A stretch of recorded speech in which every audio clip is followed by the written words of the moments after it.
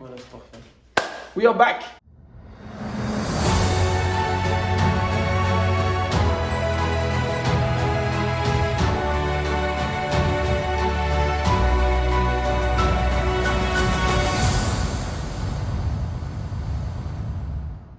On est de retour, un an après le Népal, du coup notre nouveau projet de cette année, le GR20 en 5 jours. Pourquoi le GR20 en 5 jours? Louis m'avait parlé du projet quand on était en cours à Marseille, donc on s'est dit pourquoi pas cette année faire ce projet tous les trois avec son pote Alan, donc tous les quatre. Bon bah je m'appelle Alan Le Godet. Et moi c'est Louis Granier. GR20 qu'est-ce que c'est? GR c'est grande randonnée, c'est des sentiers partout en France. GR20 est connu, réputé pour être le plus dur d'Europe. Nous on a décidé de le faire en 5 jours. Du coup comme l'année dernière avec le projet au Népal, on a décidé de faire ce parcours plus que sportif, ce sera aussi un projet associatif et toujours en partenariat avec On Détonne contre Huntington. Cette année on a noué un partenariat avec Night Frank Qui est juste ici. sur la Manche.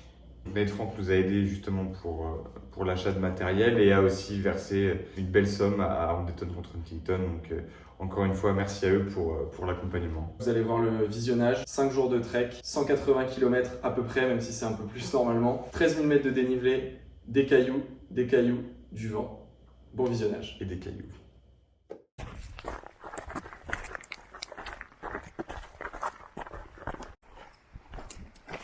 Caillou, caillou, caillou, caillou, caillou, ah, caillou, caillou, caillou, caillou, caillou. Ah.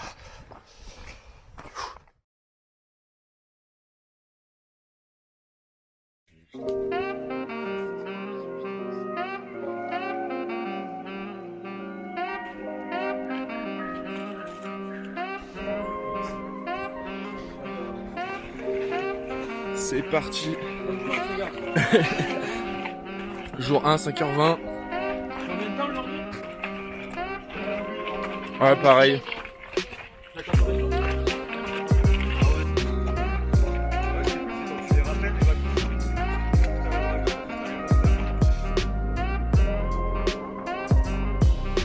Ça fait une demi-heure, 2 km. Et bye bye la mer. Premier col. Ouais, ça fait partie, on est parti depuis une demi-heure. Aujourd'hui 24 km et 3000 de dénivelé, donc distance courte, mais énormément de D+, sur la journée. Donc le jour 1, c'était clairement la découverte du GR. Beaucoup d'appréhension, mais beaucoup de hâte. On a démarré sur un beau rythme dès le matin et très tôt, c'était la journée la plus tôt d'ailleurs, on a commencé à 5h. Et puis on arrive rapidement sur du dénivelé. On avait 3000 mètres de dénivelé à faire sur la journée. Et on arrive rapidement dans l'envers du décor, de la roche, des cailloux partout. Les premières ascensions en escalade où il va falloir commencer à mettre les mains. 3 heures sur la montre. Et arrivé au premier refuge. On va prendre le petit déj. 8h09.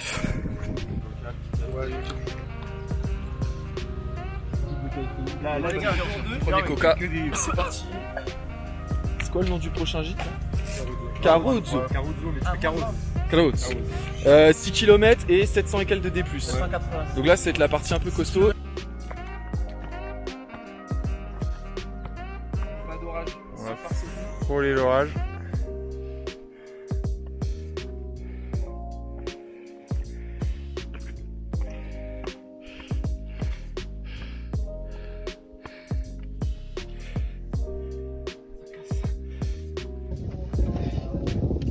On y est.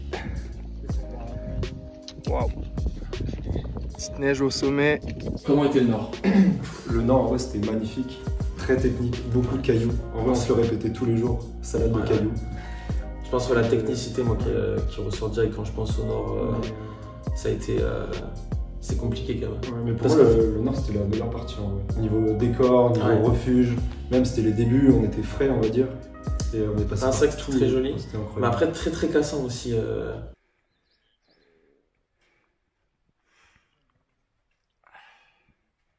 Ça fait l'heure au JO ça.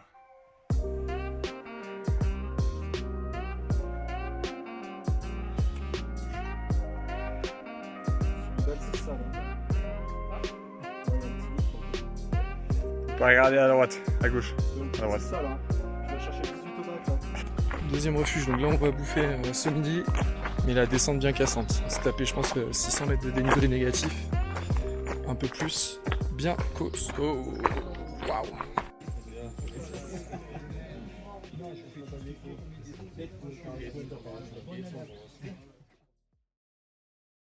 On est parti depuis 15 minutes, on a bien mangé omelette. Et là on va arriver dans un endroit apparemment très très beau.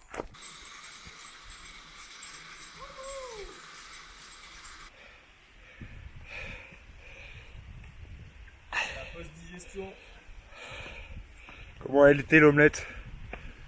Comme ça. Ouais, super bonne en vrai. Ma pote le ventre. On est en train de s'envoyer en digestion. C'est salade de cailloux, comme d'hab. Waouh. C'est chaud. Mais c'est beau.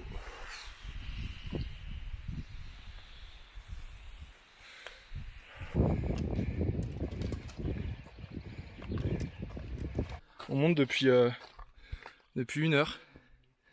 Je sais pas combien de dénivelé on a pris, mais là c'est un peu la fin. Il reste de l'escalade.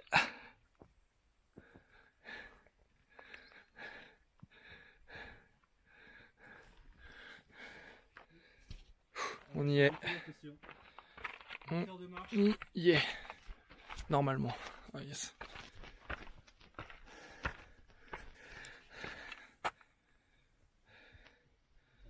« 16h30, ça fait depuis 5h qu'on est parti, 5h du matin. Donc 11h30 de marche. On arrive enfin à cette fin de première journée au refuge de Ascou. On vient de terminer une descente hyper costaud. Donc les genoux sont bien attaqués. Et du coup on a eu des orages ce matin, donc on a un peu flippé. Au final ça l'a fait. Demain très grosse journée encore où on va devoir mettre les crampons normalement. Parce qu'on va marcher sur les restes de neige dans les hauteurs, monter à 2600 mètres d'altitude. Et puis voilà, là on va rentrer, se doucher et se reposer. Passer une très bonne nuit. Voilà, le jour 1 était éprouvant. Bien manger, bien dormir.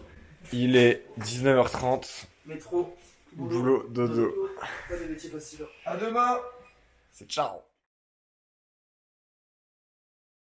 «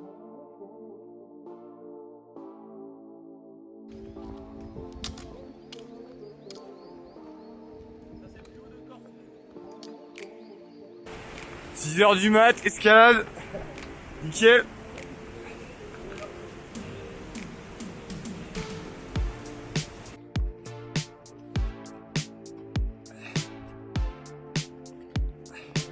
Allez les gars, il reste que 9h.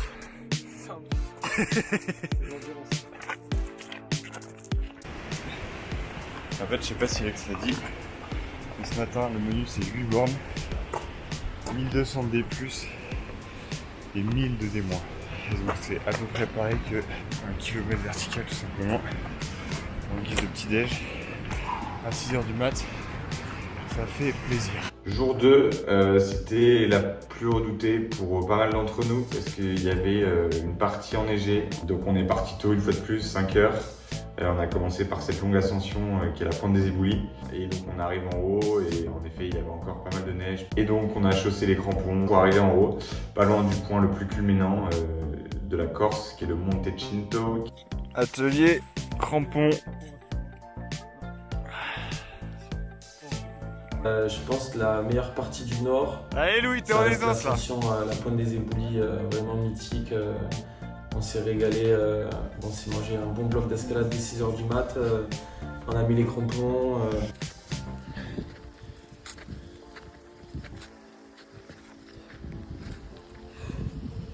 C'est beau mais c'est dangereux.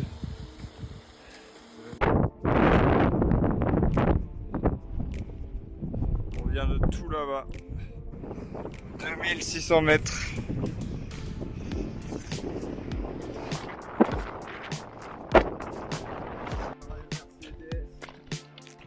C'est important de se nourrir sur le GR20. Hier, on a consommé 4500 calories. Faut bouffer.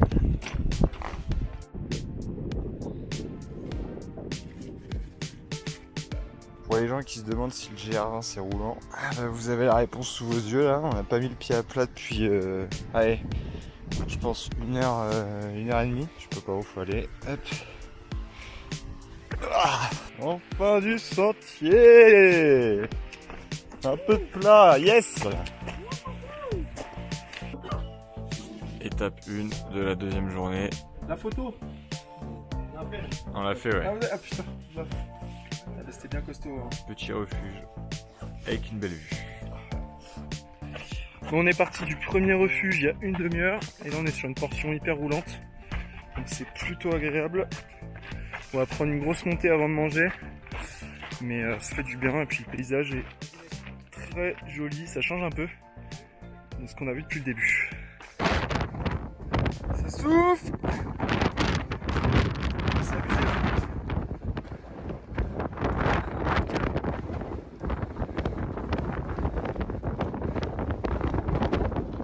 C'est absolument atroce ce qui se passe dans la partir du refuge du midi. Il fait moins 15. Même au Népal il faisait plus chaud. Il nous reste 23 bornes, sinon c'est pas drôle. Il fait froid.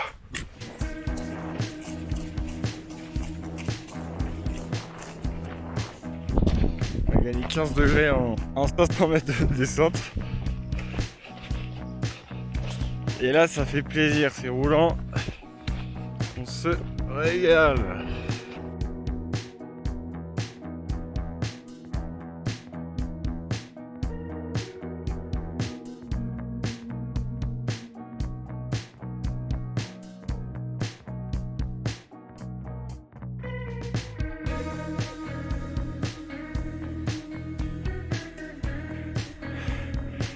Ah, ça fait longtemps qu'on n'a pas vu ça. Faites gaffe aux chevilles, hein. Bon, là, il est 16h et quelques, on a pris le goûter. Il reste 13 bornes, ça fait 9 heures qu'on marche. Normalement, arriver sur site vers 19h.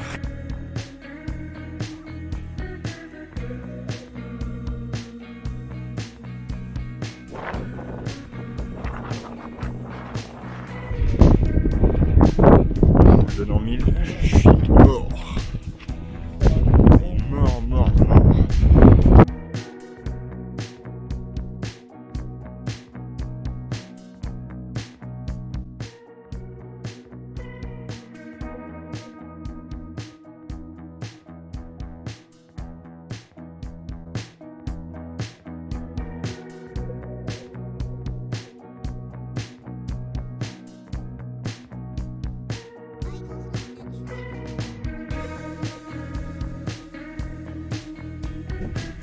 En fait, le plus dur, c'est de se dire que, ok, on sort une journée de malade, mais qu'en fait, faut se refaire ça encore 3 fois, quoi. Le jour le plus long, 14 heures dehors, quasiment 12 heures de marche, et c'est pas fini. Le plus gros faux espoir de ma vie. Vas-y, vas-y, raconte. Ah, de quoi, la bergerie? 19h30 et on savait que le refuge était encore loin et qu'il y avait une bergerie juste avant le refuge et qu'il fallait pas qu'on se fasse avoir et que le refuge était 30 minutes après cette bergerie. Du coup, on pensait avoir vu la bergerie. Ouais. Et du coup, On pensait, mais vraiment tous. Et on s'est dit, bah c'est bon, il reste 30 minutes. Et en fait, on arrive à l'endroit où on pensait c'était le refuge. Les gens mangeaient, ça sentait super bon. Ah oui, il y avait On était le là, feu de bois et tout. ouais, là, on était là nickel, bon 19h un peu tard mais parfait. Je me pointe au refuge, je dis on est bien au refuge de Mangane. Il m'a dit vous voyez au bout là-bas là, je fais, bah, c'est le refuge. Là, ça fait 12 heures qu'on marche. On a senti le feu ici. Et en fait, le gîte, enfin le refuge, il est là-bas. On a 12 heures dans les pattes là. Ah, je suis dégoûté. On y va? C'est interminable. On va tout au fond là-bas, là. C'est un supplice. Bon, débrief jour 2. On a fait quoi? 43 bornes? Ouais. 43, 2007 de D+, 2005 au moins de D-. Une fausse joue à la fin. On a cru qu'on était arrivé, il restait 30 minutes. On a dû marcher pendant, je sais pas, 12 heures, un truc comme ça. Ouais. Donc la journée fut très longue, on est bien mort. Heureusement, on a bien mangé. Et demain, réveil 5h et puis on recommence. Normalement, demain, c'est plus facile. On a que 30 bornes, normalement. On croise les doigts. Et on verra. Ciao.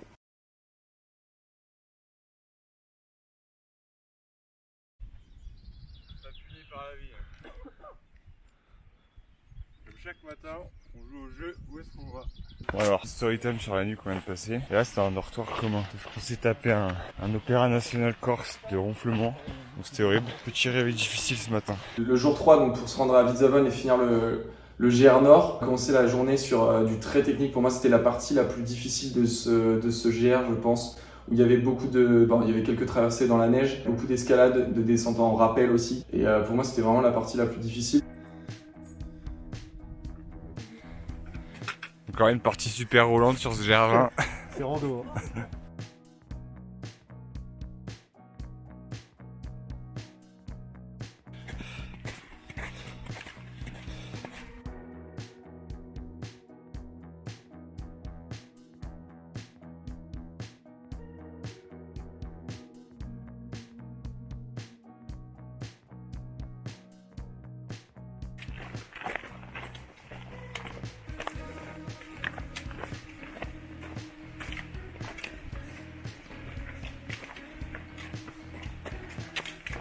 « 80 bornes.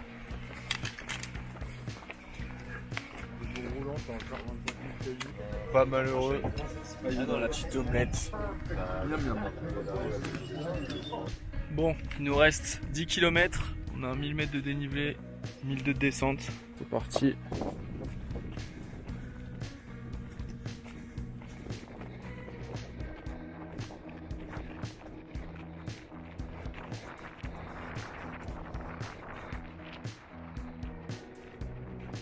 La fin de journée était un peu plus simple malgré une grosse descente. Sur une étape, on avait 1200 mètres de dénivelé négatif pour arriver à Witzhaven où on a très bien dormi.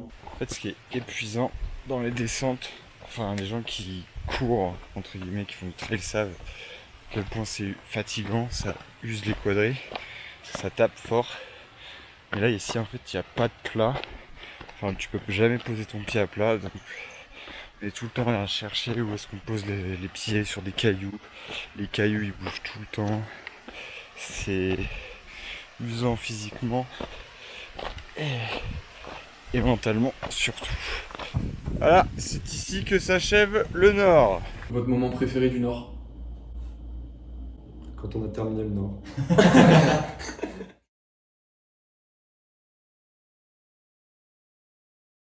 Jour 4, on entame le sud et c'est assez roulant, très roulant même le début pour commencer. On n'était plus habitué à ça, des longues montées dans la forêt. Ça faisait du bien aussi de poser un peu le cerveau, pas réfléchir tout le temps ou poser le pied. Ouais. C'était une longue journée aussi, on a quand même marché, je pense, comme d'hab, pendant 10-11 heures, on a dû faire 45 bornes. Mais c'était une journée vraiment cool. Ah ouais, il reste 2 petites heures. Un moment du jour 4. Ouais, dans les bois là, c'était l'étape de 17 bornes. Je me souviens très bien.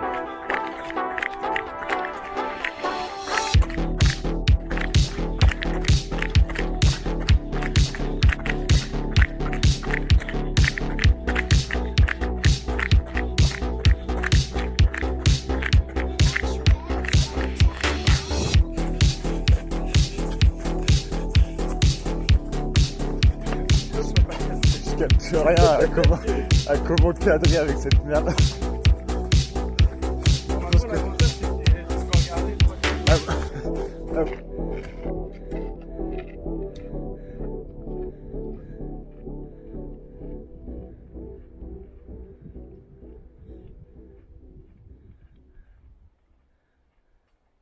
Les incendies, on a traversé, bon, sur les quelques forêts qu'on a traversées, parce qu'il y avait beaucoup de roches, il y en avait quand même quelques parties qui étaient cramées tout simplement. Donc en parlant avec des locaux, ce qu'ils nous ont dit, c'est que c'était le plus gros épisode, c'était il y a 2 ans, dans le temps que Bordeaux, etc., où c'était un été vraiment super aride. Ça, malheureusement, c'est des phénomènes qui vont s'intensifier.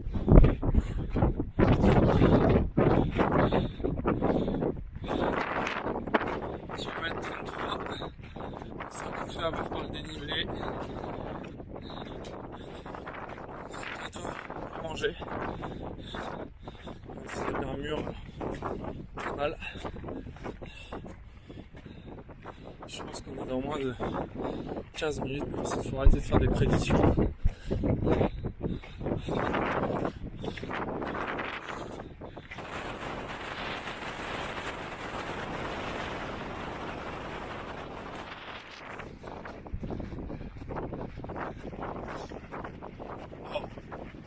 Incroyable. Le ciel. Waouh. Oh, Putain. mon cadeau, le... Bon, ça valait le coup. Oh, wow. C'est incroyable. C'est magnifique. Comment était le sud et les 2 derniers jours de ce trek? Moi j'ai bien aimé parce que c'est vrai que c'était quand même il y a eu un gros contraste entre le sud et le nord quand même au niveau des paysages. Franchement, on n'avait pas l'impression d'être au même endroit. C'était beaucoup plus de forêts, de chemins roulants, mais du coup plus longs aussi, des journées plus longues.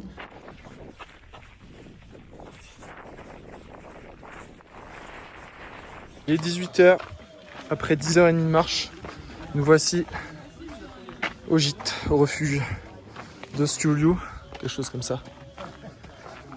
C'est dur. Plus qu'une journée. Ah la vache.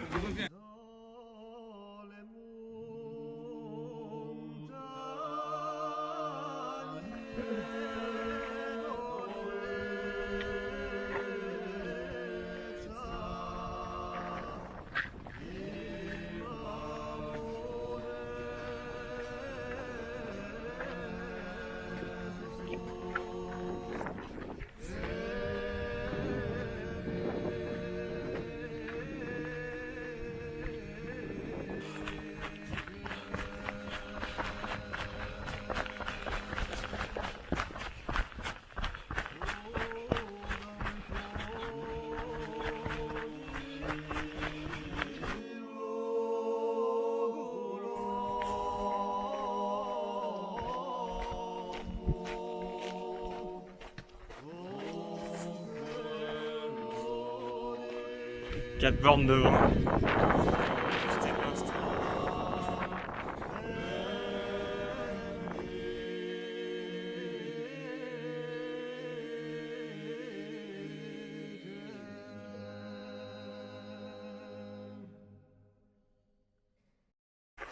Et non, nous ne sommes pas dans le nord, nous sommes bien au sud.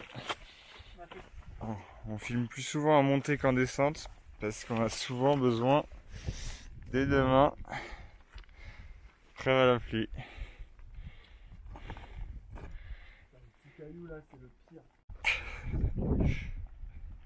Mode chamois. Piu Piu fait ses virages. Petit refuge, étape 2 de la journée. Un vent de malade, au chaud, on fait ce qu'on peut. Ça va les gars! C'est parti pour la 3e étape de la journée. Direction les aiguilles de Bavela. Jour 5, j'ai utilisé la première variante alpine et la seule qu'on a faite de ce GR par les aiguilles de Bavela. Et c'était pour moi, je pense, le plus beau paysage où on avait par contre un vent exécrable.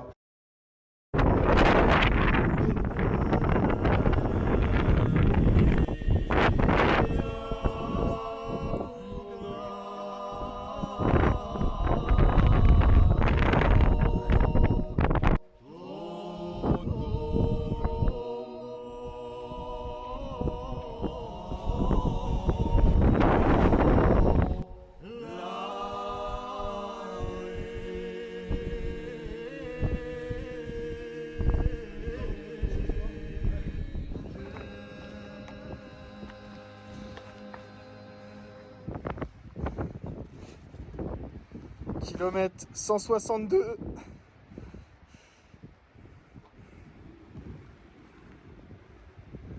Ouais, votre pire moment. J'ai tiré le dernier jour. Ah ouais? Ouais. Parce qu'en fait, c'était long et plus d'énergie. Et j'en voyais pas le bout. Allez, on est parti pour la dernière étape. Il est 16h30. Il nous reste 12 bornes. 3 heures si Dieu le veut. Et rendez-vous à Conca.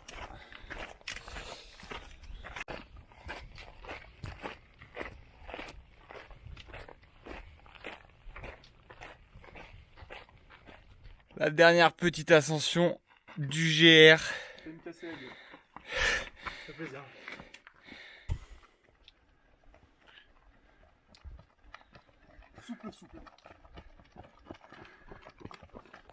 Elle est là.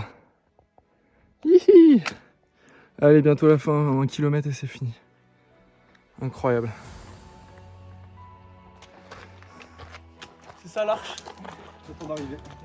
Allez, plus qu'un kilomètre. Pire moment, à la fin, j'ai chopé une petite insolation, hypoglycémie, donc les 2 dernières heures du jour 5, c'était un enfer.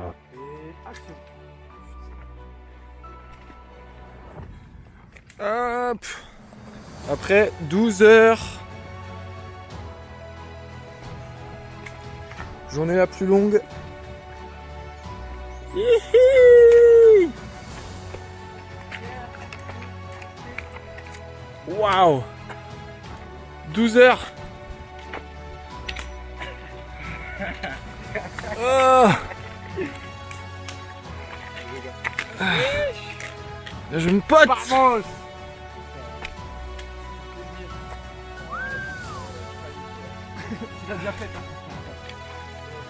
Félicitaciones.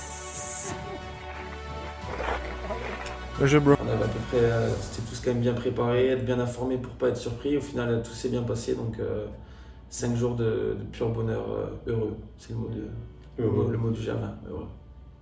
Putain, ça a pas fini, mec. Ferme. Je rigole.